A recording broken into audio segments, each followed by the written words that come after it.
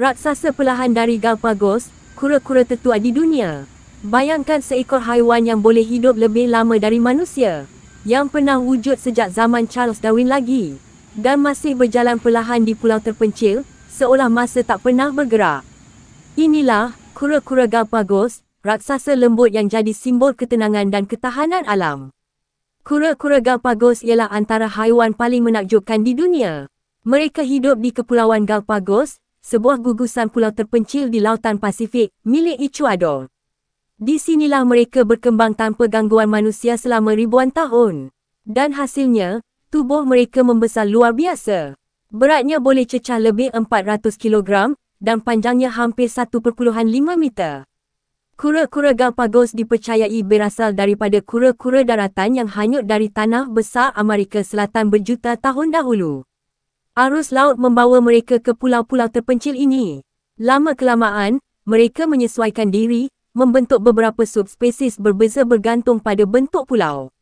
Ada yang mempunyai cangkerang tinggi dan melengkung, sesuai untuk menjangkau tumbuhan tinggi. Ada pula yang bercangkerang rata, hidup di kawasan tanah rendah yang banyak rumput. Inilah bukti evolusi semula jadi yang menarik perhatian Charles Darwin dan membantu membentuk teori evolusinya yang terkenal.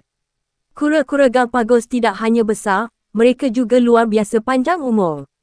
Ada yang direkodkan hidup lebih dari 150 tahun. Mereka boleh hidup berbulan-bulan tanpa makan atau minum, sebab tubuh mereka menyimpan air dan tenaga dengan sangat efisien. Dan walaupun nampak perlahan, langkah mereka yang tenang itu sebenarnya kunci untuk bertahan dalam dunia yang keras dan sunyi. Di pulau yang kering, mereka mencari daun kaktus, rumput, dan buah yang gugur, cukup untuk terus hidup. Salah satu kura-kura paling terkenal ialah Lonesome George, kura-kura terakhir dari subspesies Pinta Island. George hidup sendirian selama puluhan tahun, menjadi simbol kesedihan akibat kepupusan.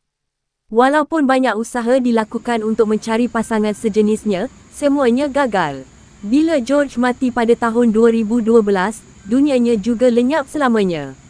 Namun, kisahnya memberi inspirasi kepada dunia tentang pentingnya menjaga hidupan liar sebelum semuanya terlambat. Kura-kura Galapagos mengajar kita satu hal, bahawa kekuatan bukan hanya datang dari kelajuan, tapi dari ketahanan dan kesabaran.